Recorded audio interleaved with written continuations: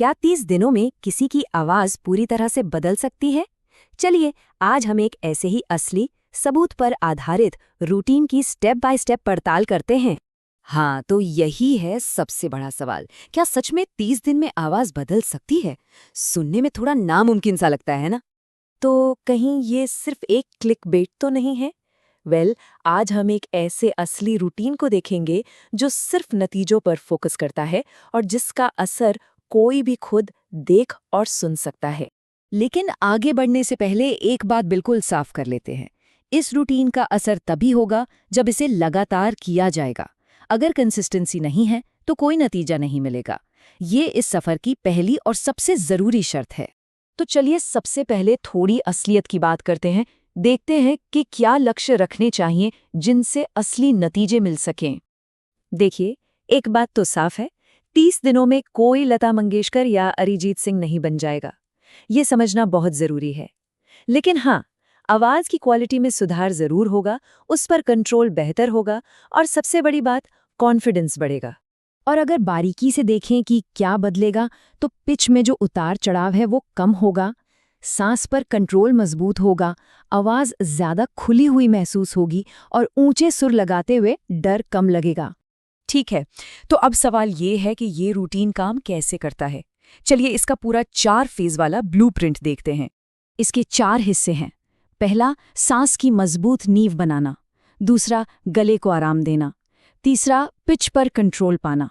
और चौथा, इन सब को गाने में इस्तेमाल करना। कमाल की बात यह है कि हर एक कदम पिछले वाले पर ही बना है।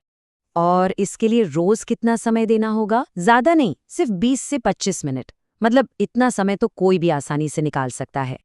चलिए, अब इस रूटीन को हफ्ते दर हफ्ते और गहराई से समझते हैं और देखते हैं कि हर हफ्ते असल में करना क्या है। ये है हमारा 30 दिन का पूरा रोड मैप। शुरुआत होगी फाउंडेशन फेज से, फिर आएगा कंट्रोल फेज जहां स्थिरता पर काम होगा। उसके बाद स्ट्रेंथ फेज में आवाज को मजबूत करेंगे और आखिर में एप्लीकेशन फेज में सब कुछ गाने पर लागू करेंगे। तो पहला हफ्ता पूरी तरह से सांस और रिलैक्सेशन पर है। इसमें बैक ब्रीदिंग, साइलेंट यॉन और एनजी हमिंग जैसी एक्सरसाइज हैं।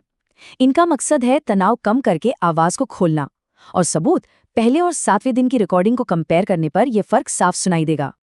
अब आते हैं दूसरे हफ्ते पर। यहाँ हमारा फोकस होगा पिच की स्थिरता पर।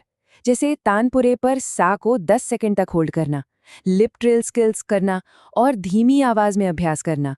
इससे आवाज का कंपन कम होता है। 8वें और 15वें दिन के सस्टेन की तुलना में ये फर्क साफ दिखेगा। तीसरा हफ्ता है आवाज की रेंज को सेफ तरीके से बढ़ाने का। इसमें एनजी ग्लाइड और लाइट सायरन जैसी एक्सरसाइजेज हैं। इससे ऊंचे सुरों का डर कम होता है। लेकिन हाँ, एक जरूरी वार्निंग, जोर बिल्कुल नहीं लगाना है। 16वें और 23वें दिन के ऊंचे सुरों की रिकॉर्डिंग में क्लैरिटी का अंतर ही इसका सबूत होगा। और आखिर में चौथा हफ्ता। अब तक जो भी सीखा है उसे गाने में उतारने का टाइम है। एक आरामदायक स्केल में गाना, धीमी आवाज में रियाज करना और उसमें इमोशंस डालना। मकसद है एक नेचुरल और कॉन्फिडेंट आवाज।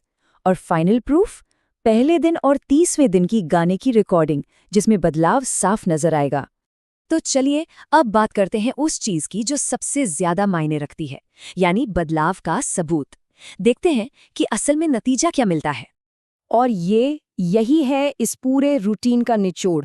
पहले दिन की रिकॉर्डिंग और 30वें दिन की रिकॉर्डिंग के बीच का फर्क।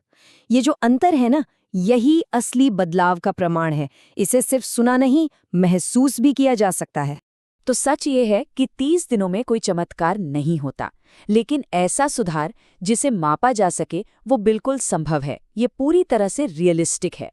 तो आखिर में एक सवाल बचता है, अगर सिर्फ 30 दिनों की फोकस्ड मेहनत से आवाज में इतना बदलाव आ सकता है, तो सोचने वाली बात है कि जिंदगी के और किन हिस्सों में इसी तरह का बड़ा बदलाव लाया जा सकता है।